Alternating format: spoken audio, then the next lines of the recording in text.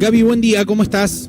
Hola, buenos días chicos, ¿cómo están ustedes? Bien, todo Hola, bien. Gaby, un gusto. Todo bien, todo bien. Bueno, vamos a comenzar con los hechos policiales más relevantes de las últimas horas y los últimos días. Uno de ellos tiene que ver con lo que, bueno, va a suceder el próximo miércoles, donde 8 integrantes del Ejército Argentino van a ser indagados por el juez federal Juan Esteban Maqueda por el homicidio culposo del soldado voluntario Javier Bechis. Esto fue en el año 2019. Ya se encuentra también en línea con nosotros el doctor Cristian Rachid, además fiscal federal, que nos va a contar un poco más al respecto. Doctor, buen día, ¿cómo está? Lo saluda Gabriela, Pablo y Emiliano. Muy buenos días, Gabriela, Pablo, Emiliano. ¿Qué tal? Un gusto. Al equipo y a la audiencia. Hola. Muchas gracias por atendernos. Bueno, Por ¿esto será así? ¿Es el próximo miércoles donde van a ser indagados? Sí, exactamente. Van a ser 2 indagatorias por día. El próximo miércoles van a ser las 2 primeras. Bien, bien. ¿Gaby? Perfecto, bueno, para que usted nos comente, doctor, un poco cuáles han sido las pruebas que usted ha tomado en consideración al momento de solicitar, la declaración indagatoria de estos 8 integrantes del ejército, ¿no?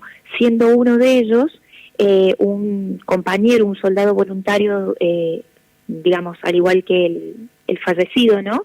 Y los otros entendemos que tienen, otros cargos, han cumplido otras funciones y tienen otra jerarquía, ¿no? Exacto, sí, Gabriela. Son uno de ellos el autor del disparo mortal por imprudencia, negligencia, por supuesto, no, según la prueba que se recolectó, no intencionalmente.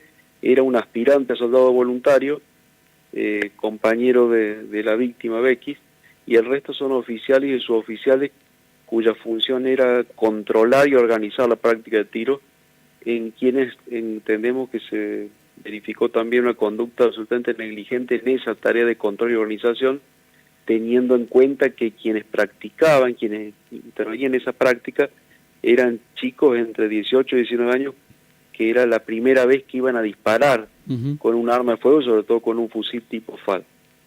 Lo Bien. que importó la investigación tuvo ciertas complejidades en el sentido de que teníamos que determinar entre todos los fusiles en escena, que eran más de 50 fusiles tipo FAL, porque eran 50 los aspirantes que estaban allí haciendo su primera práctica de tiro, cuál era el que había hecho el disparo mortal, si había alguna motivación, descartar el que hubiera alguna motivación que rebasara la mera negligencia, y a su vez cómo estaba organizada esa práctica de tiro, porque como todo lo militar está minuciosamente protocolizado desde los reglamentos escritos hasta cómo tiene que llevarse en la práctica.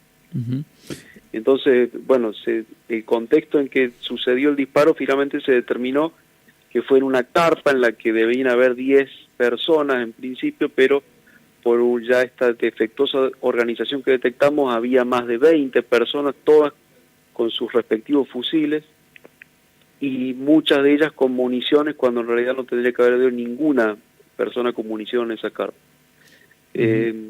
Lo que tuvo que hacerse fue el secuestro en primer lugar de todos los fusiles, se fueron peritados en Buenos Aires. Esto llevó una logística especial, sobre todo por los niños de seguridad. Se tuvieron que transportar de San Luis a Buenos Aires 50 fusiles tipo FAL, con todo lo que eso implica, y peritarse uno por uno para determinar cuál había sido el que disparó. Luego eso se cruzó con los registros del ejército, porque en simultáneo allanamos también las instalaciones del GADA 161 para recobrar todos los registros de a quién se había asignado cada uno de esos fusiles, porque se determinó que cuando un aspirante a voluntario ingresa al ejército, durante todo el ciclo de instrucción, que se denomina NIB, Núcleo de Instrucción Básica, durante todo el mismo ciclo, cada aspirante conserva su fusil.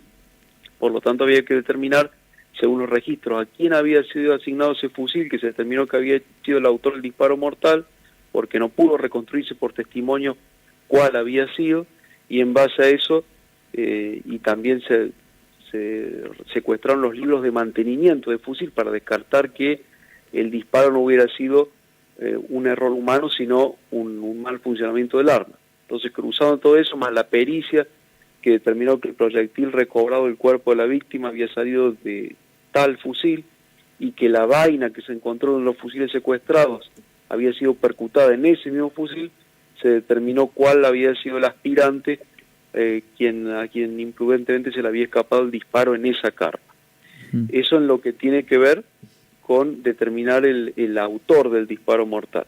Después lo que hubo que hacer, como dije al principio, como esto estaba tan protocolizado y había un montón de puestos y cadenas de controles para evitar precisamente que después que uno de los aspirantes terminaba con su ronda de disparos, arribara al lugar donde se limpiaban los fusiles con una bala en la recámara, había distintos puestos de controles, desde la misma línea de tiro, pasando por el mecánico armero, hasta el puesto donde había que devolver las municiones, las vainas servidas, es decir, las balas ya percutadas, ya efectuadas los disparos. Todo estaba absolutamente protocolizado, por lo menos desde los reglamentos escritos, para que no sucediera lo que sucedió, que una persona llegara al lugar donde había que limpiar las armas, que es donde se produjo el disparo, con una bala en la recámara. Bueno, doctor, sí. Hoy tal vez se estudia más negligencia que esto haya sido ocasionado a propósito, o ambas posibilidades existen. No, al día de hoy se ha descartado que exista un actuar doloso con intención, por eso las 8 imputaciones son por homicidio imprudente. Claro. En el caso del aspirante compañero de la víctima, se lo está imputando por homicidio imprudente, por negligencia, por causar la muerte, y en los otros casos se los imputa también como autores de homicidio imprudente, pero por no evitar la muerte, pudiendo hacerlo al no establecer los controles que había que establecer. Los imputados, los otros casos son oficiales y suboficiales. El primero de ellos es el teniente Díaz Garro, que era la autoridad máxima en el campo de tiro, quien tenía que organizar todos estos controles y quien permitió, entre otras cosas, que en esta carpa se aglomeraran más de 20 personas cuando no podía estar más de 10 personas, y ninguna de ellas debía estar allí con munición, aunque sea en el bolsillo de la que iban a utilizar para la práctica de tiro. Y los otros responsables son los que estaban en cada uno de los puestos que tenían que controlar lo que hacían estas personas con los fusiles que se les había asignado para la práctica, tanto en la línea de tiro, que tenían que controlar que se efectuaran todos los disparos, que se efectuaran en forma segura, que se recobraran las vainas, como el armero por el cual pasó, se determinó luego, se reconstruyó todo el circuito que hizo el fusil homicida, y se determinó que a la salida de la línea de tiro había pasado por el mecánico armero, otro más que tenía que controlar que el fusil estuviera limpio, sin balas, no solo en el cargador sino en la recámara. No lo hizo, de allí fue al puesto de entrega de munición, donde tenía que devolver 6 municiones servidas, y no lo hicieron, y sin embargo permitieron que la persona siguiera con su fusil cargado, y finalmente arribar al sector de limpieza, donde tenía que haber 10 personas, ninguna con municiones, y donde al contrario había más de 20 personas, muchas de ellas con municiones, y esta persona con la munición en la recámara del fusil, donde finalmente se produjo el disparo mortal. Por eso uno de los imputados, el aspirante, por causar el homicidio, y los otros en comisión por omisión, omisión impropia, que quiere decir no haber efectuado los controles que le imponían efectuar los reglamentos para evitar que un fusil circulara cargado por todo el polígono de tiro y arribara a un lugar donde no podía estar ningún fusil, por supuesto, con bala en recámara, como en el sector donde se limpiaban los fusiles. Claro, claro. Doctor, ha sido más que claro, le agradecemos por su tiempo y la amabilidad de atendernos. Al contrario, muchas gracias a ustedes por la difusión y bueno, un saludo a toda la audiencia. Muchas gracias. Muchas gracias. Bueno, allí estaba el doctor Cristian Rachit, fiscal federal, hablando al respecto de este tema, y bueno, estos 8 integrantes del ejército argentino que van a ser indagados por el juez federal. Gaby, nos quedan 2 temas más, principalmente con respecto a la prisión preventiva para este hombre por un delito de abuso sexual, que es un ex policía, ¿no? Sí, ya está en situación de disponibilidad desde comienzos de este año, cuando fue radicada la denuncia. Vamos a aclarar también que, digamos, en este caso ha sido procesado con prisión preventiva por la jueza Virginia Palacios por el delito, la agresión sexual, ¿no es cierto?, pero también por una serie de lesiones provocadas en un contexto de violencia de género. pero ella no es la primer expareja que lo denuncia por esta situación de maltratos, ¿no? Solo que en este caso puntual, bueno, ha quedado establecido el hecho que ella ha expresado, que ella ha manifestado, que ha ocurrido, bueno, en circunstancias en las que ellos ya estaban distanciados. Él tenía una insistencia para que retomara la relación, y en circunstancias justamente de tener, bueno, una comunicación, él aparece en la casa, irrumpe, la amenaza, la somete sexualmente y, bueno, inclusive estas intimidaciones ella las ha sufrido estando él, digamos, fueron intimidaciones, él amenazaba de muerte concretamente y, bueno, le decía que iba a utilizar su arma reglamentaria, ¿no? Para acabar con la vida de ella, ¿no? Si ella hablaba al respecto de lo que había ocurrido. Bueno, ella formaliza la presentación y a lo largo de estos meses, bueno, también se fueron recolectando una serie de pruebas. Ha sido sumamente central la pericia psicológica que le han practicado a ella, en donde los especialistas del Poder Judicial han encontrado indicios justamente de que ella ha pasado por un hecho traumático vinculado a esta agresión sexual.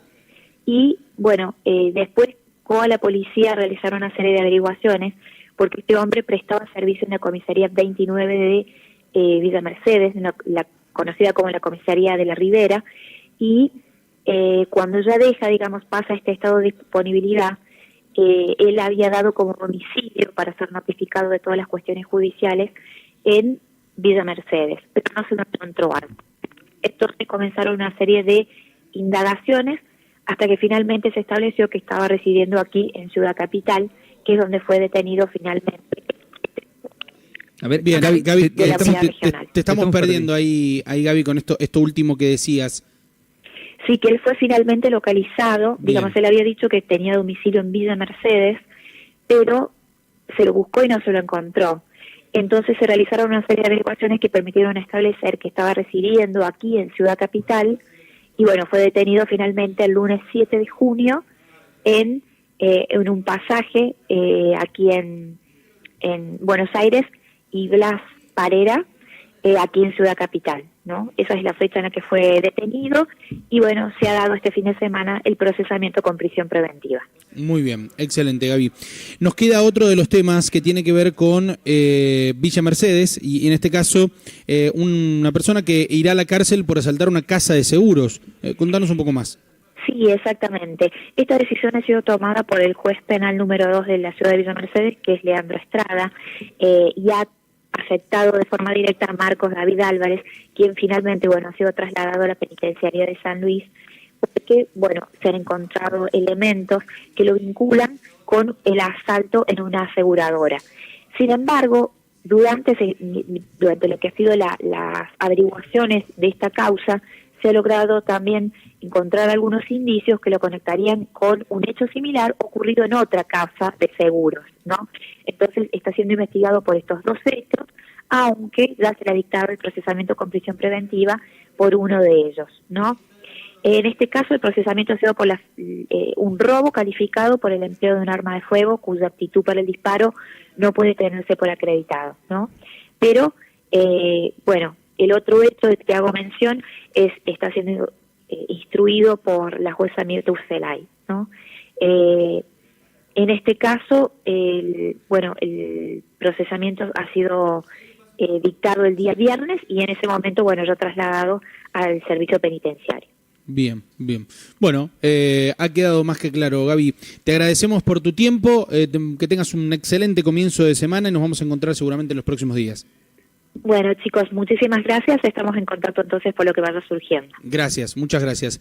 Gabriela Farías con la columna de policiales y toda la información en el ámbito policial.